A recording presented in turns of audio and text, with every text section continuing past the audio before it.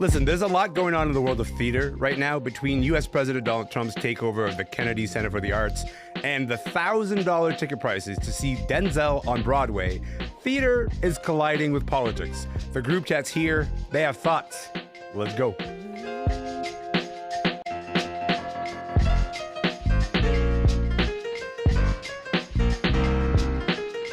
I'm Elamin Abdelmahmoud, and this is Commotion. Listen, I think the first thing you should know is that the Kennedy Center for the Arts is one of the most prestigious spaces for arts in the United States. And then a few weeks ago, Donald Trump fired the board of the Kennedy Center, replaced them with people who are aligned with him, let's say, and then made himself the chair of the board.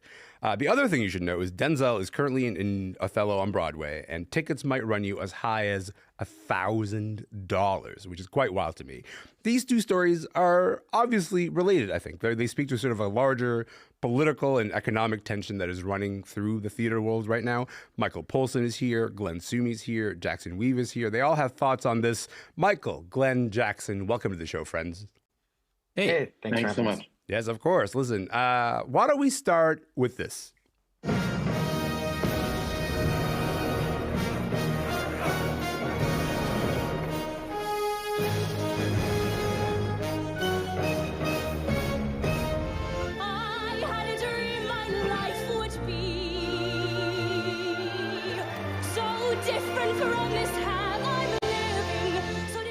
What's hard for me is to not start singing Les Mis when I immediately start to hear it. I was dancing. And I saw that Jackson was just like ready to dive in. Les Mis, of course, the longest running production on Broadway. It's one of the biggest shows of all time. I think it's really important for us to start there, just to sort of situate you in the importance of the work, because Les Mis is coming to the Kennedy Center this June. This is just as Trump has made all these significant changes at the Kennedy Center. And he says this is an attempt to make Washington and the Kennedy Center great again, quote unquote. Michael, maybe I'll start with you, and you can explain what exactly has Donald Trump done to the Kennedy Center? Sure. So in February, he replaced all of the board members who had been appointed by his predecessor, Joe Biden. Mm-hmm. And then this new board, all Trump appointees, appointed him, President Trump, as the chairman of the Kennedy Center. They then fired the Kennedy Center's president and replaced her with a Trump loyalist. Trump, as you said, has promised to make the Kennedy Center great again. He has said, quote, "We don't need woke at the Kennedy Center." He has called out drag shows that he says targeted kids. And his administration has said that they want to uproot any DEI or woke ideology, as well as cleaning up waste, fraud, and abuse at the Kennedy Center. And one of the things that he said is he does not want any woke musicals at the Kennedy Center. He's like, we're going to have stuff like Cats. His favorite. Famously anti-woke musical Cats. I'm going to come back to that in just a moment. But maybe, Michael, we can explain the context here that there's been a bunch of artists who have said they've canceled their performances or upcoming appearances at the Kennedy Center. Issa Rae comes to mind, Shonda Rhimes, Rhiannon Giddens, Canadian author Louise Penny, who was on the show to talk about that. How do Trump's actions with respect to the Kennedy Center, like, is there precedence for this? Has a president done something like this before? I mean, the basic answer is no. The Kennedy Center was proposed by a Republican, Eisenhower. It opened during the tenure of another Republican, Nixon. Previous presidents have generally had a hands-off approach to the institution, sometimes coming to events, but leaving programming decisions to the staff. Glenn, when you heard the news that Donald Trump is sort of firing the entire board of the Kennedy Center, installing himself as chair, what was your reaction to this? Disbelief, but I think that like every arts nerd sort of grew up watching those Kennedy Center honors, the broadcasts, usually between Christmas and New Year's, in which there's sort of like a lifetime achievement award honoring artists and with speeches and performances by other artists. Do you have a favorite? Do you have a favorite? Just real quick. I interviewed Idina Menzel last year, and I looked up her singing a song from Funny Girl to Funny Girl herself, Barbara Streisand. And I asked her, wow, you must have been so nervous. Anyhow, so you've got this sort of passing on of the torch, people compare it to being knighted in the States. So Yeah. it is one of the most prestigious honors, for artists altogether. Yeah. So you have this amazing juxtaposition of people. You've got rock singers, conductors, comedians. It's a fantastic show, and they have been happening since 1978. And it is telling that every year a sitting president and or their spouse has been present at the ceremony, except during the years of the first Trump administration. And now Trump is about to destroy or remake this tradition, I think, altogether in this leaked recording, which I'm sure we've all heard, that was verified by the Times. He called, the honorees, quote, radical left lunatics. And he proposed honoring people in politics and business, many of whom have, supported his campaigns, and even dead people like Elvis Presley. So, and Babe Ruth, which I think just goes against everything that the honors are all about. I think the Kennedys would be rolling in their graves if they found this out. Jackson, first of all, I'll tell you my favorite Kennedy Center honors moment. It was Carole King receiving her Kennedy Center honors, and as a surprise on stage, Aretha Franklin comes out, and she's wearing this gigantic fur coat, and she just drops it to the floor, and it's like the most dramatic, beautiful moment, and you go like, that is what I think of when I think of the Kennedy Center honors, like this idea of, as Glenn said, it's sort of like a knighthood. It's an attempt at knighthood for artists in the United States. It's a real graduation to a different tier of artistry. I don't think of the Kennedy Center and its programming as particularly woke, but also the idea that Donald Trump would come in and say, okay, we are going to change the programming of this place. We're going to have Cats, we're going to have Evita, but also in this season is supposed to open with Les Mis. That is a musical about a failed revolution. That is a musical that I don't think can be seen as apolitical at all. And I think that kind of really struck me as something that is funny. Does that stand out for you, the idea that, Donald Trump would change all this programming, but still open the season with Les Mis?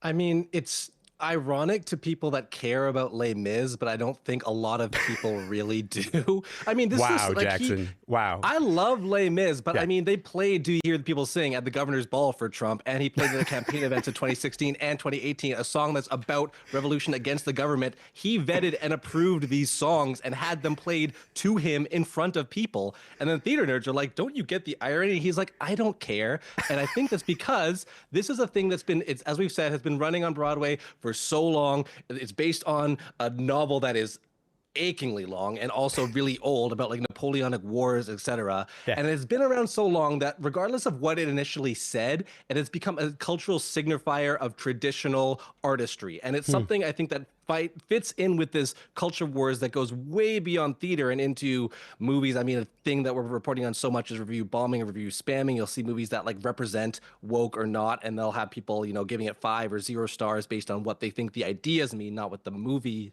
actual credits are. And when it comes to theater, this is like, you put Che Guevara on a t-shirt and it's like necessarily like countercultural, but it's lost all actual revolutionary meaning by being co-opted by a group for like what they believe is right or wrong. And Les Mis, at its heart, yes, it's revolutionary, yes, it's a protest, yes, it's political, but it's been around for so long that it's more just, I dreamed a dream is pretty, and this is what we go to as rich people on a Friday night. And so I don't necessarily think the irony is going to play to huge amounts in the crowd at the Kennedy Center. On Twitter, on X, sure, people are going to talk about it afterwards, but like, Trump loves Cats, Trump loves Les Mis. He doesn't necessarily question what they're that much about. Michael, are we not dreamers? Are we not people who live in the world and consume and decode the politics of the theater we consume? I mean, like, I get everything that Jackson's saying, the idea that Les Mis is basically part of the furniture at this point. But this is a musical about a former convict seeking redemption, about the destruction of a life of someone who has to turn to sex work. And then I Dreamed a Dream is her saying, this life is maybe not worth living anymore. The idea that all of that has been defanged because it could be sung at the governor's ball, that doesn't sit right with my spirit. But do you think Jackson is right? I do. I mean, I want to echo your recommendation to anyone who's listening or watching that if you really want a taste of the Kennedy Center honors, that tribute by Aretha to Carole King is unbelievable and really worth like a couple minutes of your time. Yeah. But secondly, I think on Les Mis, I think Jackson is basically right. I don't think Trump is really engaging with the politics of Les Mis as much as its aesthetics. And I think, like many of us, his taste is informed by nostalgia. And in his case, his nostalgia is for these big British musicals that dominated Broadway in the 80s. Yeah. So I'm talking about Les Mis, but also Cats and Evita. You know, that, remember, is a time when Trump was a sort of man about town in New York. He was a developer and a bit of a party boy. And he's often expressed a fondness for the musicals of that era. And that is sort of how he defines greatness in musical theater. Glenn, I'll come to you in a moment on this, on the idea of the Kennedy Center and its programming and how that is changing. But Michael, let me just ask you, in February, White House Press Secretary Caroline Leavitt said, quote, "The Kennedy Center learned the hard way that if you go woke, you will go broke," unquote. It's kind of framing this whole Trump push as like a pushback against woke culture, against a pushback against DEI initiatives in theater. Are there explicit changes that you see that Trump has made to the programming at the Kennedy Center that makes you go, yeah, that confirms how he thinks about this? I mean, yes, I think it's important to remember, as I'm sure you know, that his moves at the Kennedy Center are of a piece with his general efforts to combat what he sees as excessive wokeness in American life. At the Kennedy Center, I mean, the first impact we're seeing is on the staff. So quite recently, the center gutted an outreach program called Social Impact that was trying to diversify audiences for opera and symphony. Most of the staff was fired, and the program has basically been almost eliminated. We're going to see the impact on programming over time. We've seen a number of artists pull out, including the opera announced its next season, and there was supposed to be an opera called Fellow Travelers, which is about a gay love affair in the federal government in the 50s. And the artists decided they didn't want to be part of the Kennedy Center run by Trump, and they pulled the opera from the program. Trump has made it clear that he's deeply concerned about drag. And so I think we're going to see anything that smacks of drag in any way not happening at the Kennedy Center. Some of that is going to be because artists pull out, and some of it is going to be because the staff chooses not to program it. But we're at the very beginning of this. Glenn, I sort of see you, as Michael sort of lays out some of those changes, I see you kind of shaking your head there. Because let me ask you about the economics of this, because they're making an economic argument. And at the end of the day, the Kennedy Center it's a non-for-profit arts organization. And so it's trying to balance all the celebration of theater and the arts with actually getting butts in seats, right? And providing relevance to the people who donate to the center. Do you see this Trump era of the Kennedy Center being somehow more or less successful than it was before he took over? Yeah, I mean, I'm all for making art accessible to all groups of people. It should not be intimidating. There should be no barriers to it. But I also think that, art should challenge people. It should ask difficult questions. And with what's coming out of the White House, I just don't see that happening. I mean, you mentioned Caroline Leavitt. She said that the president hopes to, and this is in a press conference, quote, "restore arts and culture that embraces American tradition and does not disparage it as they have seen over the past several years." And that sounds an awful lot like propaganda to me, and I don't know how many tickets a show about so-called American tradition will sell. When I first heard that phrase, I thought of that horrible musical in Best in Show, the Christopher Guest film about Blaine. And I thought, is this what's going to happen at the Kennedy Center? They're going to be musicals like this. I'll tell you what I saw yesterday as I was scrolling my feed is Kid Rock at the White House speaking about ticket prices and Donald Trump's executive order to manage ticket prices. And I thought, I bet you Kid Rock Kennedy Center honors not as far away as you think they're going to be. My name is Elamin Abdelmahmoud, and this is Commotion. We are, of course, going to continue following the story. Michael Paulson is here, Glenn Sumi is here, and Jackson Weaver is here. And we are talking about the state of theater, but why don't we switch gears to this?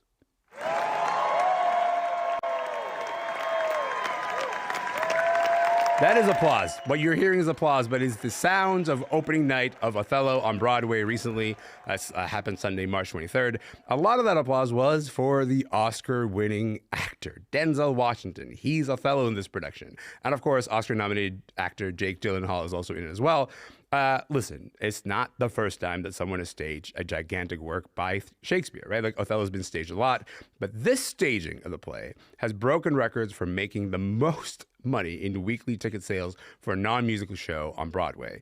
But it's also one of the most expensive to see, costing upwards of $900 a ticket, $900 US a ticket for some seats in there. So this is all kind of a part of a larger trend that I think maybe we can get into that is very super high and very inaccessible ticket prices on Broadway. Michael, I'm going to start with you because you recently wrote about this for the New York Times. What are the factors? What are the factors driving up ticket prices like this? Sure. I mean, coming out of the pandemic, it's become far more expensive to produce on Broadway, and almost every new musical is now failing financially. So producers have discovered that short runs of plays with movie stars in them are far more likely to become profitable, and they've pivoted in that direction. But the other thing is that we're living in an era when people are increasingly accustomed to paying a lot of money for events like sports championships and pop concerts. I'm thinking about Beyonce and Taylor Swift and so on. Yeah. And it turns out that some people are willing to pay top dollar for some Broadway shows too. Jackson, are you willing to pay $900 to see Denzel Washington on Broadway? I'm willing to pay $900 to see falsettos if it comes back, but I'm not going to pay just to see Denzel Washington. I mean, this makes a sort of sense because if you want to see Denzel Washington in any regard, somebody's going to pay $900 for that at any time to shake his hand, take a picture with him, pose with a fake gun with Giancarlo Esposito and like pretend that he's shooting you. But like this is, I think, leaves a little bit of a bitter taste in my mouth because if this is about theater and theatricality and whether you're willing to pay for a bombastic, amazing experience, then I don't think that necessarily a celebrity who's great at TV or film acting, just bumbling in with their famous face and upping the ticket prices, is necessarily adding value to the work of theater. It reminds me of like, you know, animation where like you might have this great voice actor, but then as soon as Garfield comes around or the actual big animated movies come around, Chris Pratt walks in or Jack Black walks in because I'm famous and I'm better than you unfamous voice actors. So like, yes, if you love Denzel and you really want to see someone famous, sure, drop $900, $1,000. But like for the actual state of theater going and people that love theater that are looking to go to shows, the more this proliferates, the more kind of sad I am for the state of musicals. Well, hang on a minute, though, because, Glenn, this is not just random actor bumbling into the theater. No, okay, this is the greatest living actor. I'm willing to say that. The greatest living actor of our time on Broadway. And Kenny Leon, who's the director of this production, publicly defended the high ticket prices, said that seeing Denzel Washington and Jake Gyllenhaal on stage is kind of like paying for courtside seats to a Lakers game. Glenn, does he have a point, you think? I just don't buy that. I mean, you can't compare basketball to Shakespeare. And I think, you know, I agree with Jackson. I mean, if you want to see Denzel or Jake, go see them do a Q&A at a TIFF premiere or something, you know? This whole story has made me think of, do you remember when Cord Jefferson won the Oscar a couple of years ago for American Fiction? Yes. He wrote the adapted screenplay for that film. He said that, you know, instead of making one, what was it, $200 million film, You should make try 10. making Yes. 20 $10 million films or even $54 million movies. And in this instance, I think, you know, instead of paying $400, $500, $600, $700, $800 for a Broadway ticket, go see 20 off-Broadway shows, buy a couple of subscriptions to a theater, see the full range of material that is out there. And if I can bring a Canadian example here, you know, when the Mervishes, they're the biggest commercial producer in the biggest theater producer in the country. When they brought the musical Hamilton to Toronto, they announced that if you subscribed to their season the year before, that you would have the first access to Hamilton tickets. You know, some people complained, but I thought that it made a lot of sense financially and artistically as well. I mean, it introduced people who wanted to see one show, one big ticket show, to a bunch of other shows, hopefully making them, permanent subscribers and theater goers. And I think that this kind of sustainability is what we need going forward. I think that I gotta tell you, I'm a little bit swayed by the argument of the LA Lakers courtside seats. And the reason for that is because the notion of getting to see Denzel deliver Shakespeare lines directly in front of you, I'm not gonna be the person in this group chat to pretend that doesn't have any appeal whatsoever. That's Denzel Washington you're talking about. But that's just me, and I'm not a theater critic. That's why you guys are here.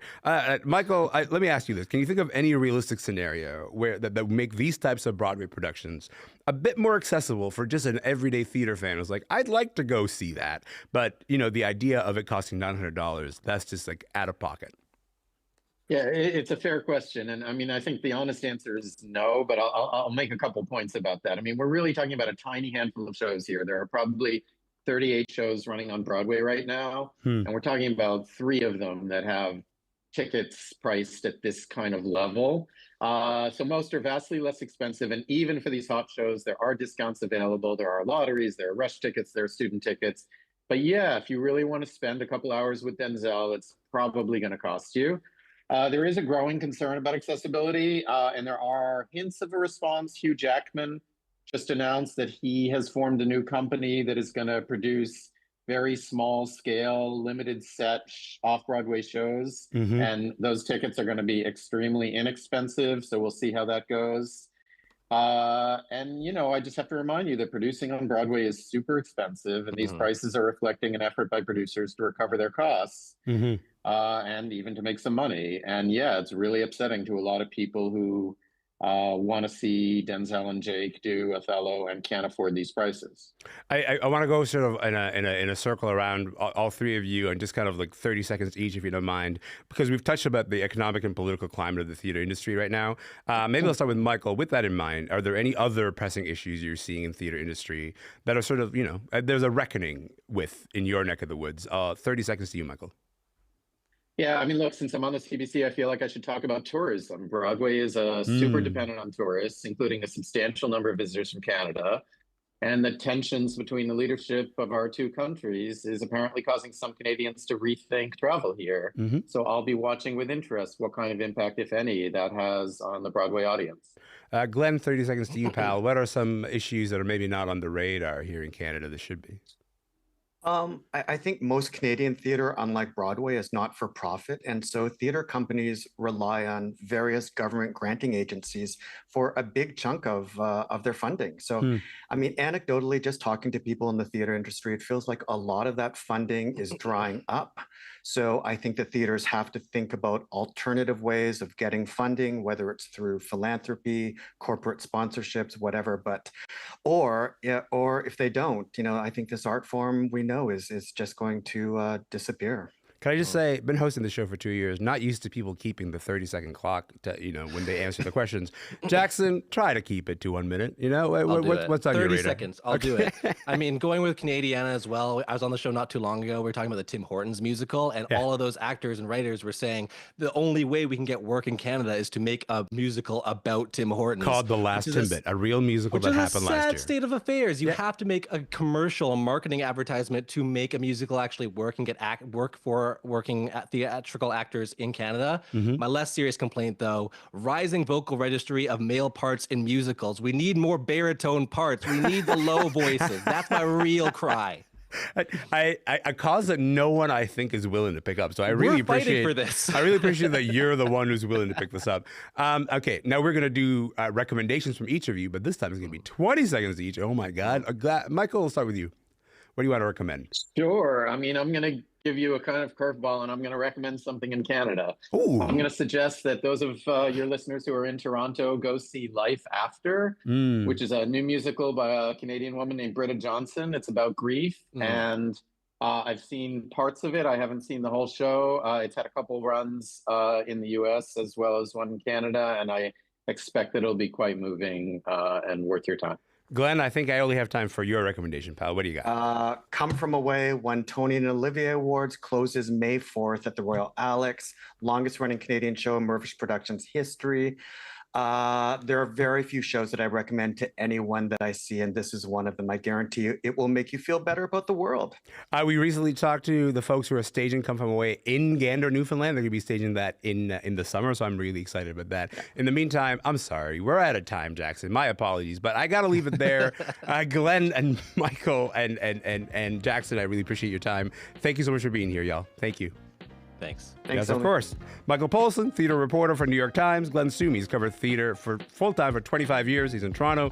Jackson Weaver, CBC Entertainment. My name is Elamin. This is Commotion. See you tomorrow.